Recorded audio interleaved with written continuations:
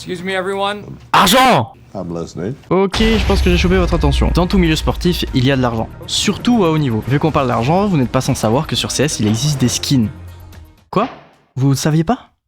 Sur CS, il y a des skins, des revêtements, si on veut parler la langue de Molière. Ces skins, on peut les obtenir gratuitement toutes les semaines en jouant ou alors en payant des clés qui ouvrent des caisses. Ce qui vous fait obtenir un skin d'une rareté nulle à chier ou alors un beau bijou qui peut valoir plus cher que l'écran avec lequel vous regardez cette vidéo. Oh putain. Tout cela a donné naissance à un marché et... Oh tiens! Regarde ce qui arrive! Et oui, on applaudit tous la fraude, mesdames et messieurs! Wouh! Sérieusement, vous pensez vraiment qu'avec des skins qui ont le même fonctionnement que les billes qu'on avait pour jouer sur les plaques d'égout, il y en avait des stylés que j'ai pu voler? J'ai contribué à cette fraude. Et je ne suis pas désolé. Avec des objets virtuels qui valent de l'argent réel, certains se sont dit que c'était une bonne idée de placer des paris sous forme de skins sur des matchs compétitifs. À l'époque, c'était pas hyper réglementé, alors il y a eu quelques dérives. Aujourd'hui, on s'intéresse au plus gros cas de fraude qui a valu à des joueurs, et pas que, des bannissements de plusieurs années et des réputations détruites à cause d'attitudes de pingres. De gros pingres, là.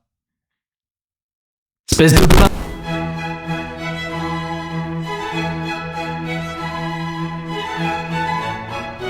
Début des années 2000, au tout début de l'e-sport, CEVO, une organisation américaine, décide d'organiser des tournois en grande partie destinés aux équipes américaines. À la sortie de CSGO en 2012, le CEVO organise une série de tournois appelés les CEVO.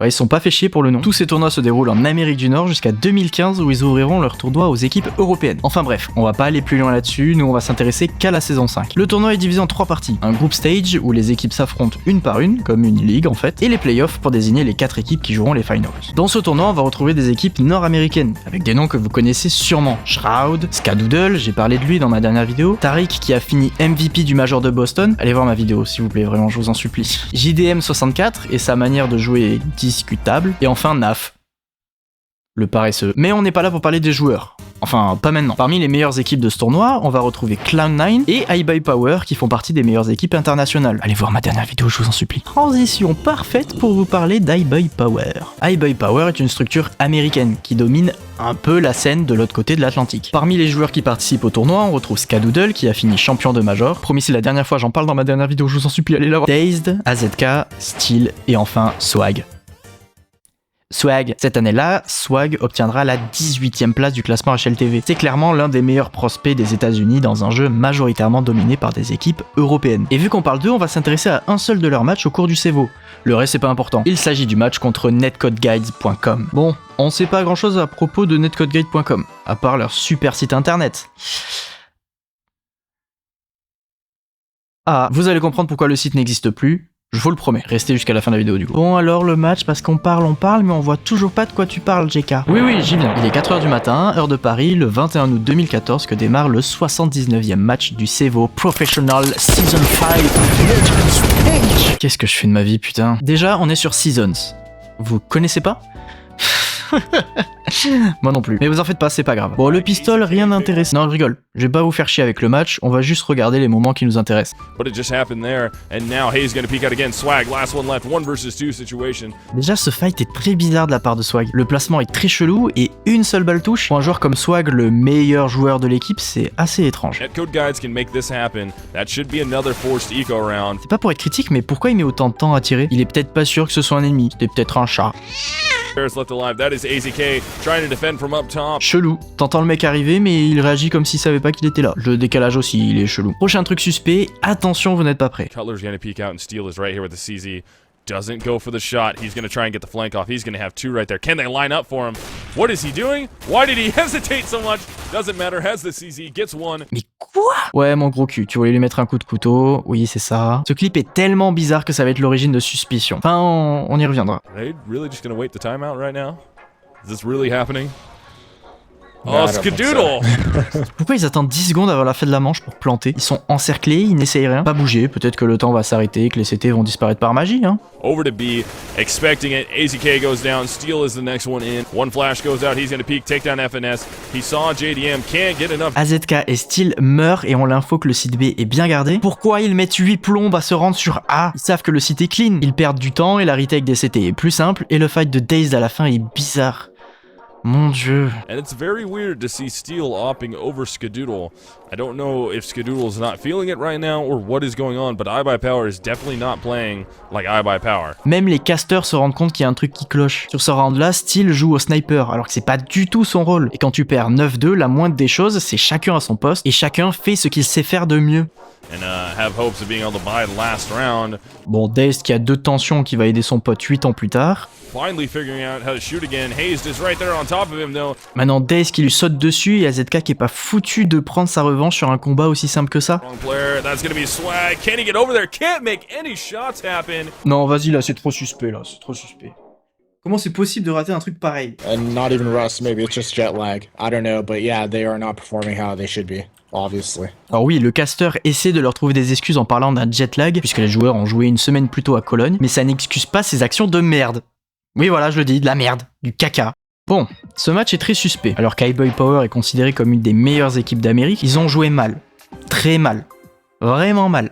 Extrême. Et dès le lendemain, c'est la merde. Le 22 août 2014, le lendemain du match, un article écrit par Richard Lewis révèle des informations hyper choquantes. Shazam est un producteur de guides pour Netcode, quelqu'un qui bosse pour Netcode Illuminati Group, la société mère de Netcode Guides. Il lui est venu la brillante idée de contacter quelqu'un pour lui indiquer que le match était truqué. Comment on le sait? Bah il s'est littéralement dénoncé sur Steam. Il a écrit « Netcode va gagner ». Chut. Dis donc, le secret il est bien gardé là. Il spam pour ne pas qu'on dévoile son secret si bien gardé. On notera la mention de notre top qui écrit « Je rapporte pas ».